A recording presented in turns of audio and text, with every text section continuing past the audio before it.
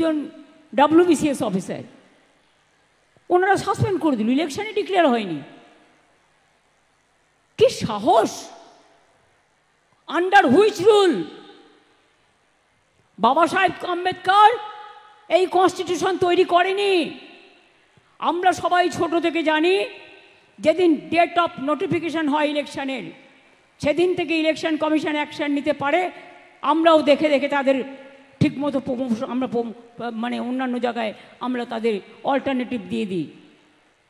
এখন ইলেকশনের অনেক বাকি আছে। এখন থেকে কি ভেবেছেন?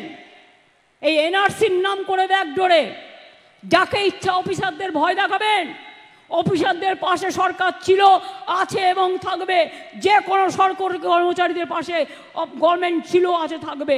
আমার দুজন অফিসারকে নোটিশ পাঠানো হয়েছে কিনা তাকে সাসপেন্ড করা হলো। আমরা বলি তোমার ইলেকশন এখন ডিক্লেয়ার হয়েছে? কোন আইনের বলে তুমি নোটিশ পাঠিয়ে দিচ্ছ, সাসপেন্ড করছো, আর বলে দিচ্ছে FIR করতে হবে না? আমি কারো কোনো পানিশমেন্ট করতে দেব না, এটা মাথায় রাখবেন। ভয় পাওয়ার কোনো কারণ নেই। বিজেপি আজকে কি বলছে? তুমি অফিসারদের ভয় দেখাচ্ছ, পুলিশকে ভয় দেখাচ্ছ। শুনুন, আপনাদের প্রোটেক্ট করার দায়িত্ব আমাদের।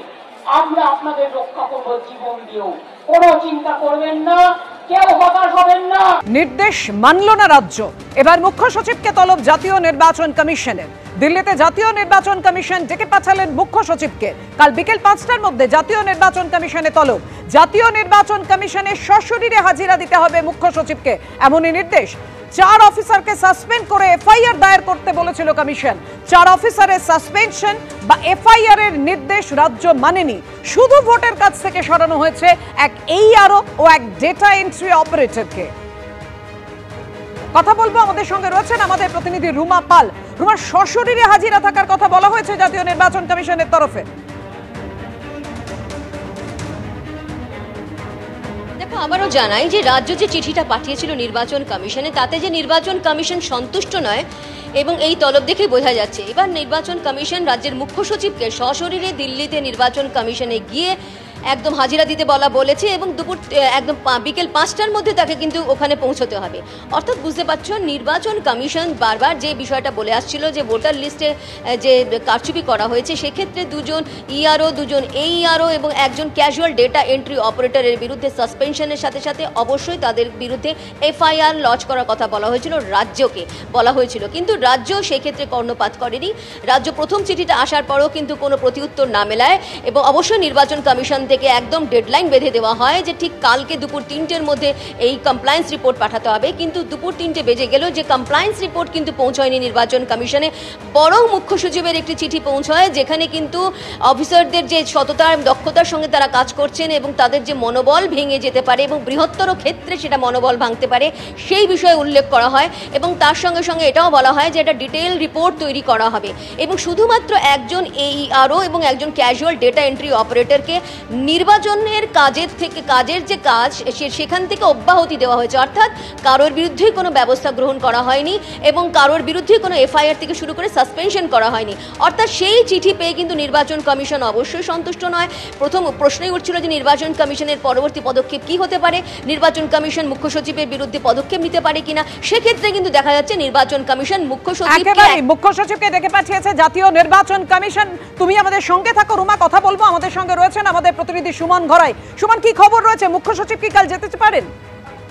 দেখো, নবান্ন সূত্রে যেটা খবর সেটা যে মুখ্যমন্ত্রী কালকে দিল্লি যাচ্ছেন, কারণ ইলেকশন কমিশন তাকে ডেকেছে, তাকে যেতেই হবে এবং পুরো বিষয়টা তাকে গিয়ে ইলেকশন কমিশনের কাছে জানাতে হবে কেন তিনি ইলেকশন কমিশনের ডাইরেকশনটা মানেননি।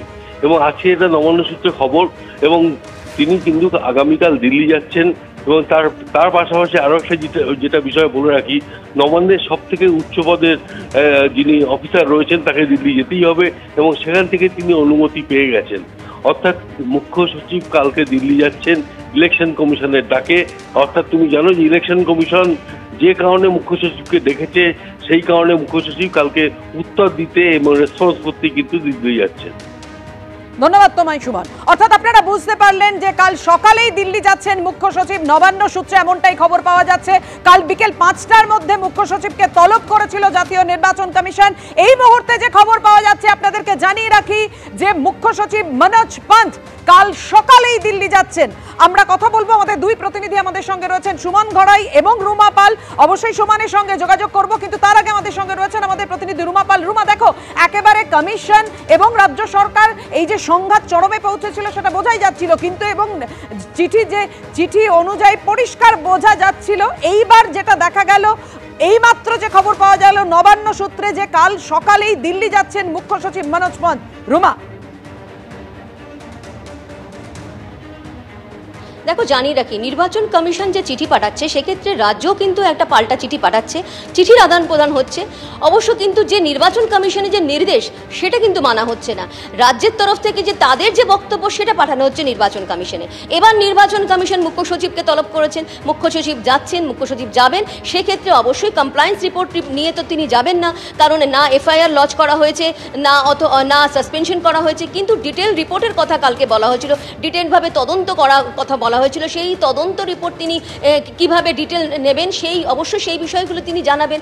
এবং আরও একটা বিষয় জানিয়ে রাখি, যে কয়েকদিন আগেই কিন্তু একদম WBCS এক্সিকিউটিভ অফিসার্স অ্যাসোসিয়েশন থেকে একটি চিঠি মুখ্য সচিবের কাছে পৌঁছেছিল এবং সেখানে বলা হয়েছিল পুনর্বিবেচনা করার জন্য যাতে ECI-কে মুখ্য সচিবের তরফ থেকে বলা হয়। অবশ্যই মনে করা হচ্ছে যে মুখ্য সচিব এই বিষয়টাও কিন্তু ECI এর কাছে তুলে ধরবেন। তবে সবথেকে বড় প্রশ্ন, নির্বাচন কমিশনের কাছে যখন পুরোপুরি তথ্য রয়েছে, পুরো প্রমাণ রয়েছে, সেক্ষেত্রে দুর্নীতির ক্ষেত্রে কি আপোষ করবে নির্বাচন কমিশন? এবং সেক্ষেত্রে দুর্নীতি কি প্রশ্রয় দিচ্ছে না রাজ্য সরকার, এমনটাও মনে করছে কমিশন। এবং কমিশনের কাছে মুখ্য সচিব পৌঁছানোর পরই বোঝা যাবে পরবর্তী পদক্ষেপ কি নেবে নির্বাচন কমিশন। তবে চিঠি যখন পাঠানো হয়েছে, যখন পাল্টা চিঠি পাঠানো হয়েছে, তবে নির্বাচন কমিশনের কোনো নির্দেশই কিন্তু মান্য করা হয়নি রাজ্যের তরফ থেকে।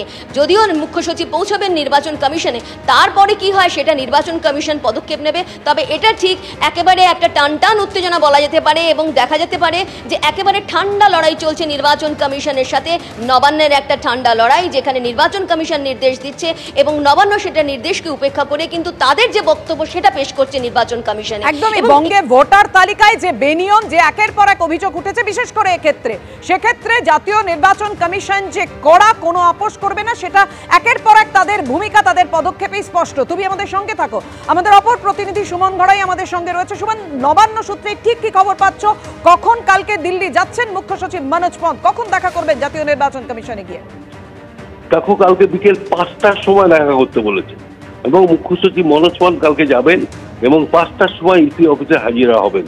ও তুমি জানো যে মুখ্য সচিবকে ইলেকশন কমিশন যে চিঠি পাঠিয়েছে, সেই চিঠিতে ইলেকশন কমিশনের পরিষ্কার উল্লেখ করেছে কালকে গিয়ে ইলেকশন কমিশনের অফিসে, ইলেকশন কমিশনের সামনে গিয়ে মুখ্য সচিবকে দাঁড়াতে হবে এবং সেখানে উত্তর দিতে হবে কেন তাদের ডিরেকশন ইমপ্লিমেন্ট করেনি। আরো যেটা বিষয় সেটা হচ্ছে নবান্ন সূত্রে যেটা জানা গেল, আজকে যদি মুখ্য সচিব তার ইসি ডিরেকশন ইমপ্লিমেন্ট করে, অর্থাৎ এই অফিসারদের বিরুদ্ধে এবং কর্মীগুলোর বিরুদ্ধে যথাযথ ব্যবস্থা নেয়, অর্থাৎ এফআইআর করে এবং ডিপার্টমেন্টাল প্রসিডিং স্টার্ট করে, তারপরও কিন্তু তাকে কালকে যেতে হবে। কালকে যাওয়ার পর ইসি জিজ্ঞাসা করবে কেন ইমপ্লিমেন্ট করতে দেরি হলো, কেন ইমপ্লিমেন্ট করতে সময় মতো করছিল না। কারণ নির্বাচন কমিশনের ইলেকটোরাল রোল রিফর্মের সমস্ত রিভিশন, যেটা সেই রিভিশনের সমস্ত কাজটাই কিন্তু ইলেকশন কমিশনের হাতে এবং সোল রেসপন্সিবিলিটি ইলেকশন কমিশন। এবং যাবতীয় যে অফিসাররা যুক্ত এই ইলেকটোরাল রিভিশনের সাথে পুরোটাই তারা প্রত্যেকেই কিন্তু ইলেকশন কমিশনের আন্ডারে এবং সেই ইলেকশনের কমিশনের যে অর্ডার হবে সেই অর্ডার ইমপ্লিমেন্ট করতেই হবে। সেখান থেকে রাজ্যকে ইলেকশন কমিশন জানিয়েছে, অর্থাৎ রাজ্যের মুখ্য সচিবকে জানিয়েছে প্রায় 4-5 দিন আগে যে এই সমস্ত অফিসার এবং কর্মীদের বিরুদ্ধে ব্যবস্থা নেওয়া হোক, তাদের বিরুদ্ধে এফআইআর করা হোক এবং তাদের বিরুদ্ধে ডিপার্টমেন্টাল প্রসিডিং স্টার্ট করা হোক। কিন্তু সেক্ষেত্রে কিন্তু রাজ্যের মুখ্য সচিব গতকাল যে চিঠিটা পাঠিয়েছে ইলেকশন কমিশনের কাছে, ইলেকশন কমিশন তাতে সন্তুষ্ট নয়। কারণ মুখ্য সচিব ইলেকশন কমিশনের কাছে চিঠি লিখে যেটা জানিয়েছে যে একজন কম্পিউটার অপারেটর, তিনি হচ্ছেন ক্যাজুয়াল স্টাফ এবং আরেকজন হচ্ছে তাদের দুজনকেই শোকজ করা হয়েছে, তাদেরকে এই সমস্ত কাজ থেকে সরানো হচ্ছে, অর্থাৎ ইলেকশনের কাছ থেকে সরিয়ে দেওয়া হয়েছে। পাশাপাশি তাদের রাজ্য সরকার একটা এনকোয়ারি করছে, কিন্তু ইলেকশন কমিশন কিন্তু নিজে এনকোয়ারি করে তারপর ডিরেকশন দিয়েছে যে এদের বিরুদ্ধে সমস্ত তদন্ত আমরা করে ফেলেছি, তোমরা এদের বিরুদ্ধে শাস্তিমূলক ব্যবস্থা গ্রহণ করো। কিন্তু ইলেকশন কমিশনের এই কথা রাজ্য সরকার অমান্য করেছে এবং চিফ সেক্রেটারি মনোজ পান সেই শাস্তিমূলক ব্যবস্থা নেয়নি, এবং তারপরেই কিন্তু আজকে ইলেকশন কমিশন মনোজ পানকে ডেকে পাঠিয়েছে এবং আগামীকাল মনোজ পান অর্থাৎ একদমই আগামীকাল সকালেই দিল্লি যাচ্ছেন মুখ্য সচিব মনোজ পান, জাতীয় নির্বাচন কমিশনে গিয়ে দেখা করবেন বিকেলে। অবশ্যই নজর থাকবে আমাদের সেদিকে। ধন্যবাদ তোমাকে এই মুহূর্তে সুমন।